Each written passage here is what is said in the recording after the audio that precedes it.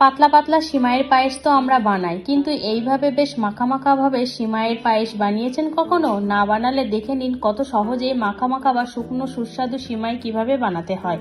খুব কম সময়ে কম উপকরণে একদম ঘরোয়া পদ্ধতিতে বানাবো আজকের রেসিপিটা। নমস্কার বন্ধুরা, ভাই বোনের হিসেল ঘরে সবাইকে স্বাগত। আজ দেখাবো সিমাইয়ের নতুন একটা রেসিপি। ভিডিওটিকেও স্কিপ করবেন না, পুরো ভিডিওটি দেখার জন্য অনুরোধ রইল।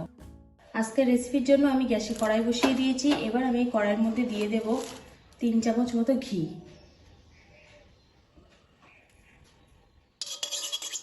ঘিটা গরম হয়ে গেছে। এখন আমি এর মধ্যে 4টে এলাচ ফাটিয়ে দিয়েছি, এটা ঘিতে দিয়ে দিলাম। হালকা একটু এলাচটা ভেজে নেব। এলাচটা হালকা ভেজে নিয়েছি। এবার আমি এর মধ্যে দিয়ে দেবো কিছু ড্রাই ফ্রুটসগুলো একটু ভেজে নেব।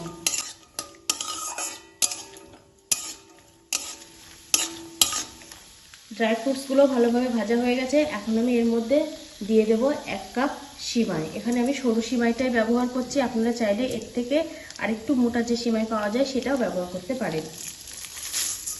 সিমাইটা ভালোভাবে ভেজে নেব।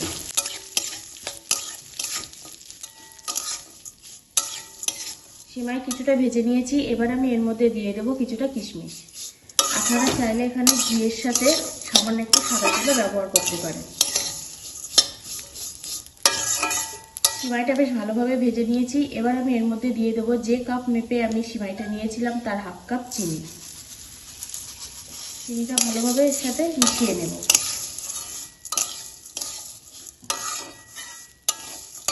চিনিটা ভালোভাবে মিশিয়ে নিয়েছি। এবার আমি সেই কাপেরই হাফ কাপ দিয়ে দেবো দুধ, লিকুইড দুধ।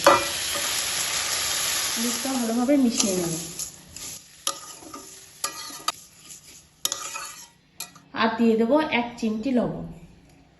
সব কিছু ভালোভাবে মিশিয়ে নেব। এবার আমি এটা 3 মিনিটের জন্য ঢাকা দিয়ে দিলাম। 3 মিনিট হয়ে গেছে। আমি এবার ঢাকাটা খুলে নেব। চিনিটা গলে গেছে, সিমাইয়ের রসটা কিন্তু পুরোপুরি শুকিয়ে গেছে। হালকা যে গায়ে জলটা আছে সেটা আমি আবারও 3 মিনিটের জন্য ঢাকা দিয়ে দেব, পুরোপুরি শুকিয়ে যাওয়ার জন্য। আবারও 3 মিনিট পর আমি ঢাকাটা খুলে নিলাম। দেখুন কেমন মাখা মাখা হয়েছে সিমাইটা। এবার এটা আমি নামিয়ে নেব।